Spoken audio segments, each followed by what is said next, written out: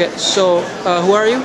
My name's Steven. I co-run a small press publishing imprint called 1% Press, which is based in Buffalo, New York. Cool. And what does 1% Press produce?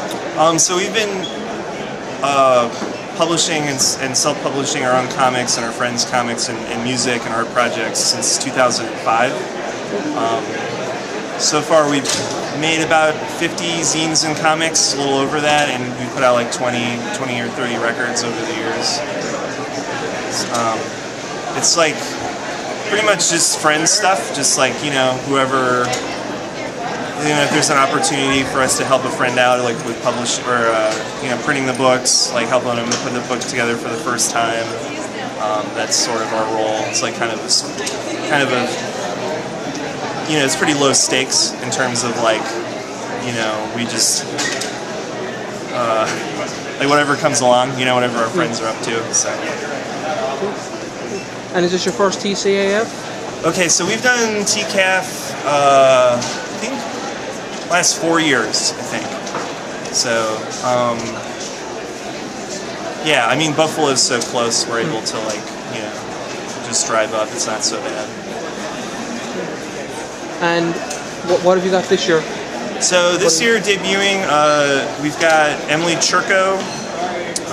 We collected, she was self-publishing a comic called Simple Stuff, and we put it together in a book that debuted. And then J.P. Couvert, who also co-runs 1% Press with me, he also has debuting the third collection of his comic, Simple Routines, and the two newest issues, issues 16 and 17. And he's been doing that book almost as long. I mean, maybe he started in 2006, 2007, so it's, you know, it's been trucking along. And what have you got coming up next? This cartoonist Alexis Frederick Frost, who was he went to the Center for Cartoon Studies in Wilder, Vermont, White River Junction, Vermont, and his book, we're hoping to have it out by SPX, which is in September, I believe. That's the next biggest project that we have lined up. And it's tough with comic stuff because, like, it's hard to predict how long, you know, they just take forever. So it's like setting release dates and stuff. It's just sort of like whenever they are finished. But we like to roll them out with different conventions. You know, it's like a great way. Like, this is a great way to have a book come out and have people, you know, actually, like, you spend so much time working on something and then being able to actually just put it in their hands. You know, you spend like months drawing it, putting it together, and then coming in one of these things and actually being able to like connect with people is like really great moment. And do you just release single issues, or is there? We've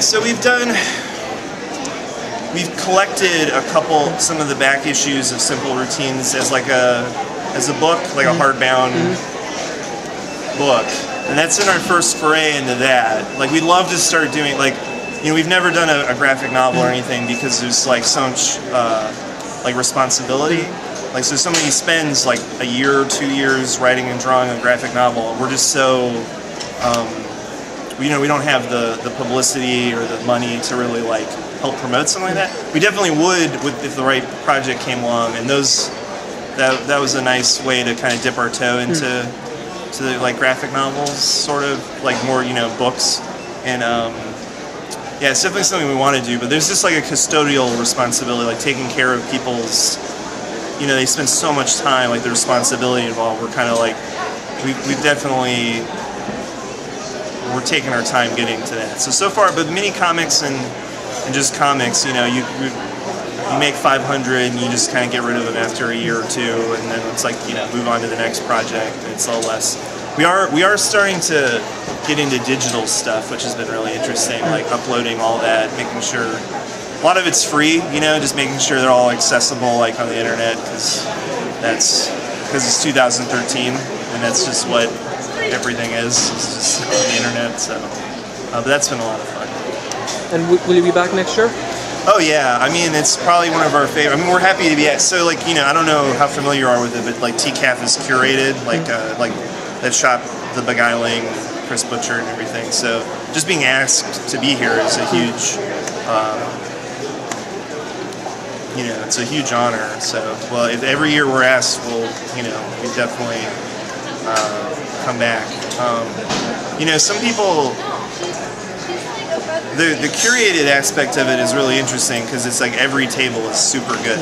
You know, I mean, I'm glad that there's room for both types of shows, where there are certain shows that are not curated, so it's like more diverse, like, and anybody can just, you know, if you have the opportunity to table, you can just bring your stuff. But then this type of a show where the quality control is unreal, and I'm scared to even walk around because everything's so good. I just like so much, I would just buy everything. So, but yeah, totally would like to come back every year. So. Cool. Thank you.